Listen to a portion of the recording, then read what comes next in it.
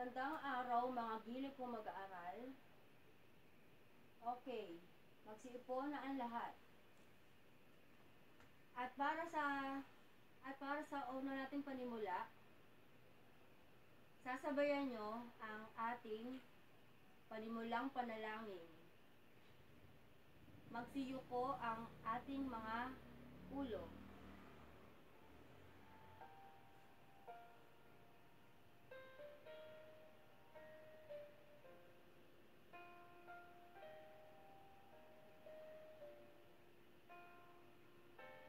Panginoon, maraming salamat po sa araw na ito, sa panibagong araw na iyong ipinagkaloob upang kami ay matuto.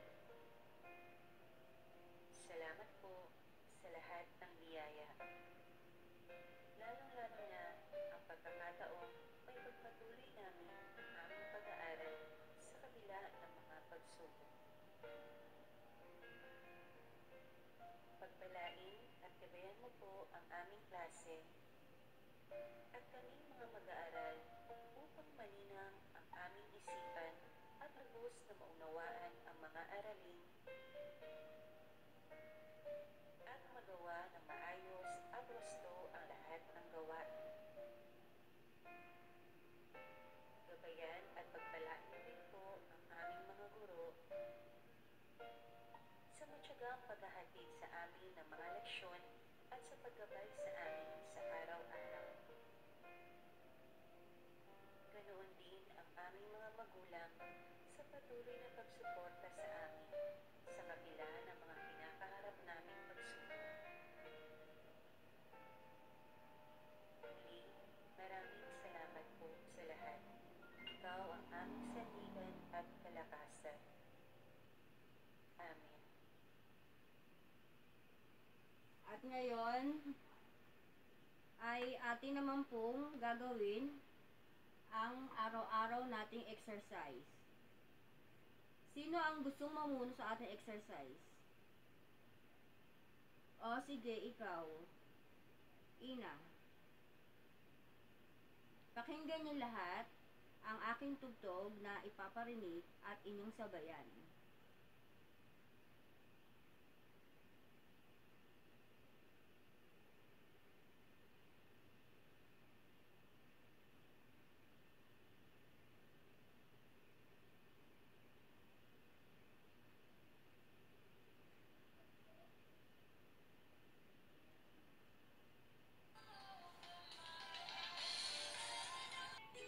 Ayan, pakinggan niyo na po sumabay sa exercise na ito.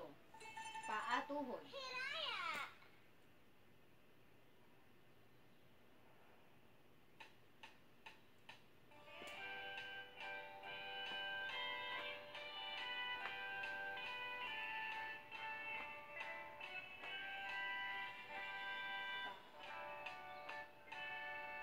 Paa, tuhod, balikat, ulo.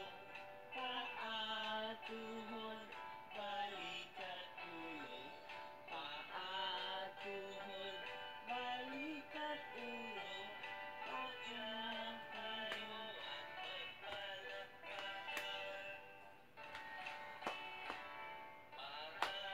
tuhod, balikat, ulo. Paa, tuhod, balikat, ulo. Paa, tuhod, balikat, ulo. Tumagak.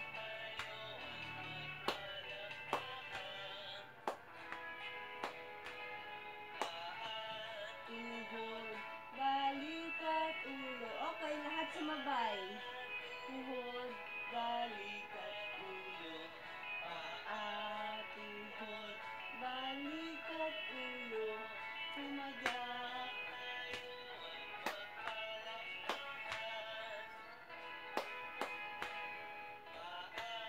Tuhod, balikat, ulo.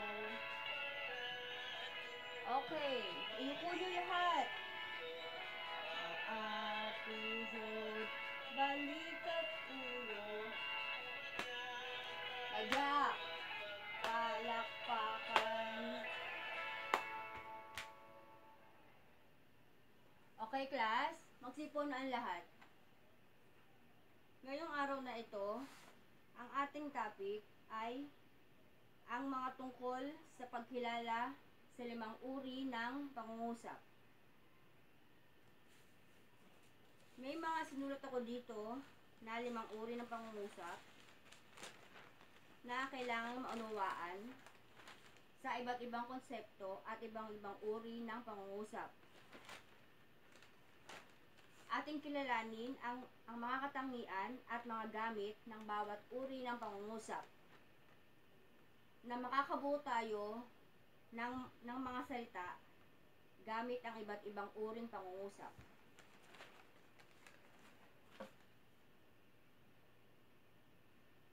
Okay, class? Huwag maingay.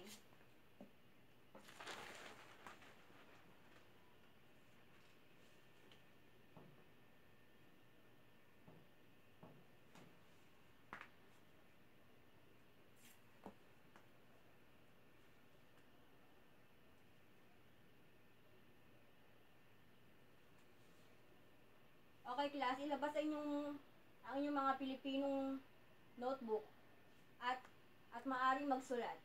Okay? Ating babasahin.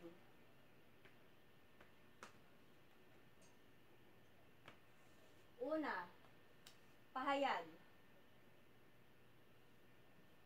Pahayag na pangungusap ay binubuo ng mga unlaping pa at salitang ugat na hayag. Ang ibig sabihin nito ay ang pagsasawi ka ng nasa isip. Ito ang paghahatid o pagsisiwalat ng mensahe, damdamin o opinyon sa iba. Tungkol sa iba't ibang bagay, ang pagpapahayag ay maaring pasulat o pasalita. Okay, class. Sa inyong sariling pangungusap, magbigay ng salita na nagpapahayag.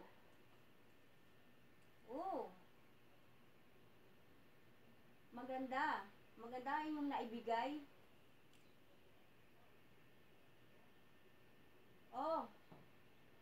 At pagkatapos naman ito, para sa unang bahagi ng ating aralin, pagmasdan at susuriin natin maigi ang mga pangungusap. Si Lynn ay nagwawalis. Maaari mo bang kausapin si Marie? Huwag kang pumunta riyan. Ang mga ito ay mga pangungusap. Nalalaman ninyo ba kung ano ang mga uri ng pangungusap? Ito na ang aking unang sinabing isang unang halimbawa. At ang pangalawang halimbawa natin ng pangungusap ay ang patanong. Patanong. Pangungusap na nagtatanong o nag-uusisa, nagsisimula ito sa malaking titik at nagtatapos sa bantas na tandang pananong. Halimbawa, sino nagregalo kay Ana? Ano ang natanggap na regalo ni Ana? Napapansin nyo ba na pagsalitang patanong, pagpangungusap na patanong, lagi nagtatapos sa question mark o patanong na marka. Iyon ay dahil sa ang pinag-uusapan natin dito ay patanong. Naintindihan? Maraming salamat sa inyong pagtugon. Mangyari lamang na bago natin simulan, ang susunod na aking ipapahayag na pangungusap ay mangyaring makinig maigi at tumahimik. Malinaw po ba, klase? Okay. At ang pangatlong natin pangungusap ay ang pasalaysay. Ang pasalaysay na pangungusap ay nagsasalaysay o nagsasabi tungkol sa isang kaisipan. Nagsisimula ito sa malalaking titik at nagtatapos sa bantas na tuldok. Halimbawa, mahalaga ang gulay sa ating katawan. Ang magsasaka ang nagtatanim ng gulay. Pansinin nyo, ang ginamit kong salita o pangungusap ay parang mga malulumanay. na salita. Dahil sa ito ay nagtatapos sa tuldok. Kaya, ito yung ginagamitan ng pasalaysay na pangungusap, ang tuldok sa dulo ng pangungusap. Naintindihan? Okay. At ang pang-apat natin ay ang pautos. Nagsusulat ba kayo? Okay. Ito number 4. Ito ay uri ng pangungusap kung saan ay nakikiusap o nag-uutos ito. Ito ay maaaring magtapos sa tuldok ulit. Pansinin nyo mga klase tuldok na naman. O tandang padamdam. Tandang padamdam, ito yung may guhit na diretso na may tuldok sa baba. Naintindihan? Naintindihan ba pagkakaiba ng tuldok at saka padamdam? Okay. Ito ang halimbawa. Diligan mo ang halaman. Mapapansin nyo, hindi tayo gumamit ng padamdam. Pero, ang tuldok, ang ating ginamit dito. Sa isang banda, pwede rin sa padamdam, kaya lang, siguro, ibahin lang natin class yung paggamit ng salita. At ito ang ating panglimang uri ng pangungusap.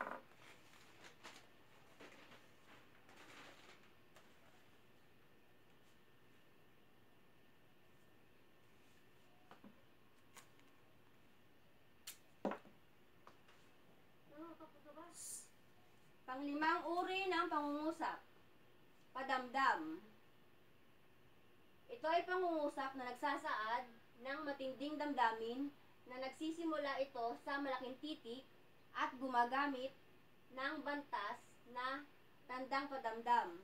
Ito class, napapansin nyo ba gumamit na naman tayo ng guhit na may diretso na may tuldok sa baba?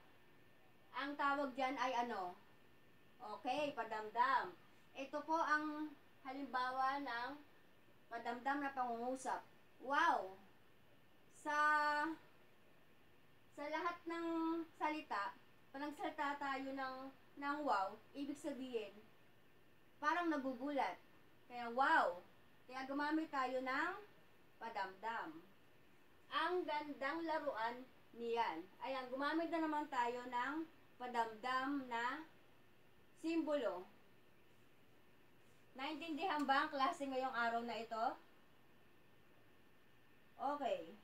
At para sa ating mga susunod pa, ito na. Ito ay mga pangungusap na nagsasaad ng mga detalye na may mga patanong. Maaari ba natin basahin lahat ito? Kay Maria ba ang kwadernong ito?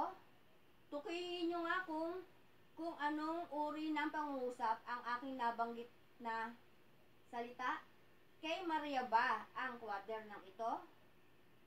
Very good. Ang ginamit natin ay patanong. Susunod na example. Mahusay ang mga pangungusap na patanong ay nagsasaad na nagtatanong at magtatapos sa tandang pananong. Ang susunod naman ay ang pasalaysay.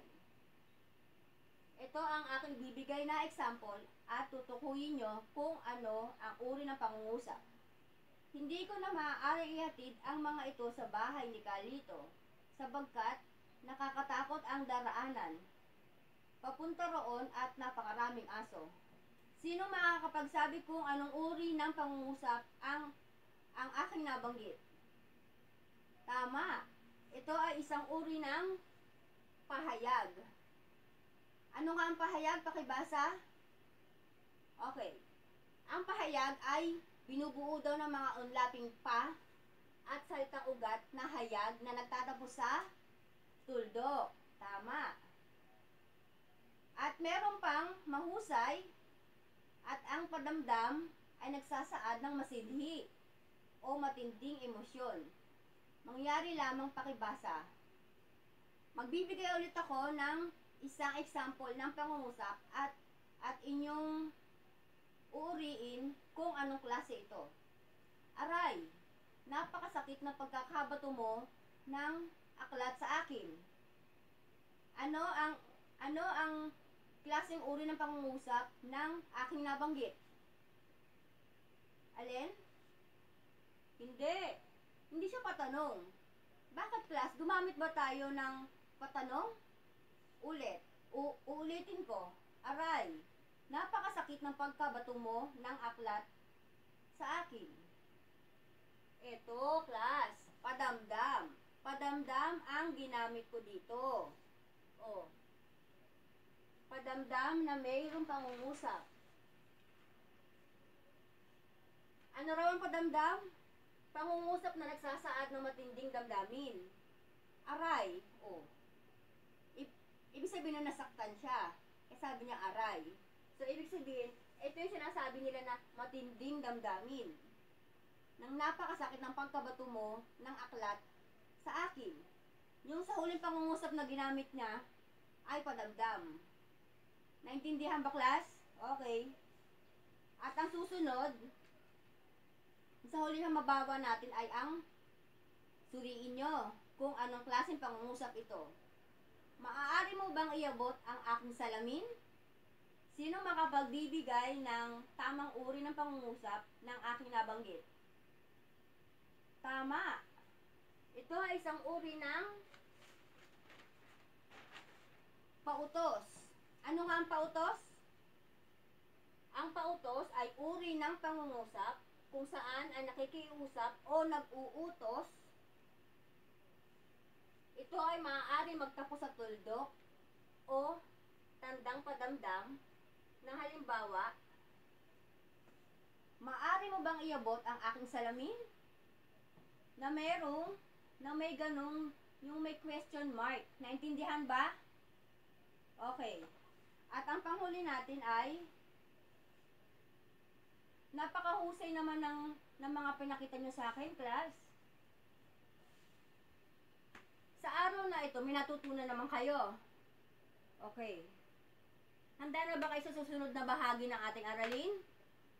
At bago tayo magtapos sa araw na ito, ng ating binigay na aralin, mangyari lang maglabas tayo ng isang maliit na papel at saka lapis ninyo. At tayo magbibigay lang tayo ng konting exercise para naman malaman natin kung may natutunan ba tayong lahat. 1 to 5 lang naman. Okay. At ito na, magbibigay tayo ng mga pangungusap. Para sa sunod na bahag-aralin, tutukuyin natin kung anong pangungusap lahat. Ay na, nagawa na natin, may mga tanong tayong ginawa. Tapos, napakahalaga nating malaman kung ano-ano mga uri at iba't ibang uri ng ating mga pangungusap na ginagamit sa pang-araw-araw. Ngayon, maaari nyo bang bigyan ng mga example o mga pahayag na aking ibibigay na takdang aralin sa inyo? Sa ating ginawang pagsusuri, nalalapit na ang pagtatapos ng ating aralin. Ano po ang inyong natutunan sa aralin natin ngayon? May 5 uri ng mga pangungusap ayon sa ginamit. Nalalaman nyo ba kung ano-ano mga uri ito? Ano nga iyon? Ibigay ang 5. Padamdam, pasalaysay, patanong, pautos, pahayag. Ano ang tawag sa mga ito? Ito ay mga 5 uri ng pangungusap. Magbibigay ako ngayon ng mga pagsubok para inyong maunawaan. Para sa sunod na ating bahagi ng aralin, isusulat nyo sa isang buong papel kung ano ang 5 uri ng pangungusap at ng kanilang kahulugan. At magbibigay rin kayo ng mga tig-3 halimbawa sa bawat isa. At sa ating pagtatapos, babalikan natin ang mga konsepto ng napag-aralan sa buong aralin. Tandaang muli ang lahat ng ating napag-aralan ngayon sa tamang paggamit ng mga uri ng pangungusap sa komunikasyon. Sa pamamagitan ng banghay na ito, inaasahan ko na ang mga mag-aaral na aking tinuturuan ngayon ay magkakaroon ng mas malalim na pangunawa sa iba't ibang uri ng pangungusap at kung paano ito nagiging bahagi ng kanilang pang-araw-araw na pakikipagtalastasan o pakikipag-usap sa ibang tao. Naintindihan nyo ba ang klase ngayong araw na ito? Mangyari lamang na bukas ay maipasa nyo lahat ng takdang aralin na ating napag-aralan ngayong araw. Okay, maaari na kayong magsiuwi. Salamat po.